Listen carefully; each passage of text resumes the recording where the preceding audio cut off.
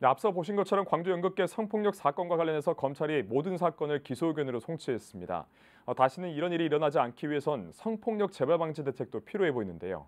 광주시의회에서는 지난 2월 예술인 권익보장 조례를 제정했는데 이 조례안에는 여전히 보완해야 할 내용이 많습니다. 이어서 손유정 기자입니다. 광주 연극계 성폭력 사건이 공론화되고 나서 어떤 변화가 있었을까?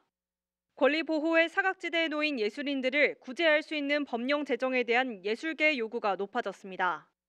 이후 예술인들의 권리 보장을 위한 제도적 장치가 필요하다는 공감대가 형성됐고 조례 제정을 위한 움직임이 시작됐습니다. 지난 2월 광주시는 현장의 목소리를 반영해 예술인의 지위와 권리를 보장하기 위해 광주시 예술인 지위와 권리 보장 조례안을 발의했습니다. 조례안에는 광주시 예술인의 예술 창작과 표현의 자유를 보장하고 성평등한 환경을 조성하겠다는 내용이 담겼습니다.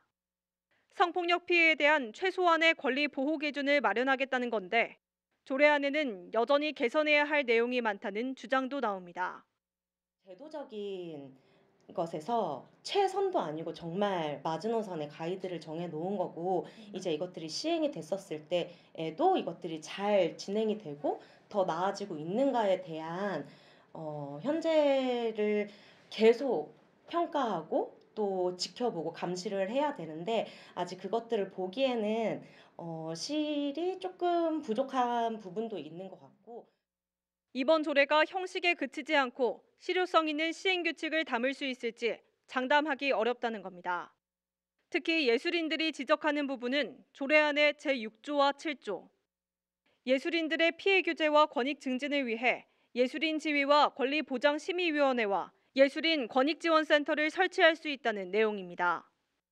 하지만 의무 조항이 아닌 임의 규정으로 돼 있는 상황. 실제로 조례가 제정된 지 반년이 지난 아직까지도 위원회는 구성되지 않았고 센터는 설립되지 않았습니다. 좀 제도적인 측면에 있어서는 올 2월에 이제 광주시에서 제정된 광주 예술인 권익보장 조례와 관련해서 조례 규칙들을 좀 구체적으로 만들 필요가 있습니다. 그게 세부적으로 실행되기 위한 규칙에 관해서도 좀 잘 그 현장의 목소리를 담아서 실효성 있게 만들 필요가 있다. 이에 대해 광주시 측은 별도의 기구 설립이 필요한지 논의하고 예산 반영 여부를 검토 중이라고 전했습니다. 하지만 세부 계획은 여전히 정해지지 않아 예술인의 권리 보장을 위한 의지는 있는지 의문입니다.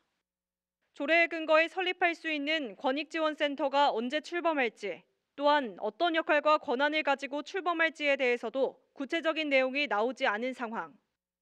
올해 2월 광주시에서 제정된 예술인 권익보장 조례가 실효성 있게 작동될 수 있을지 광주시의 시급한 움직임이 필요해 보입니다. CNB 뉴스 선유종입니다.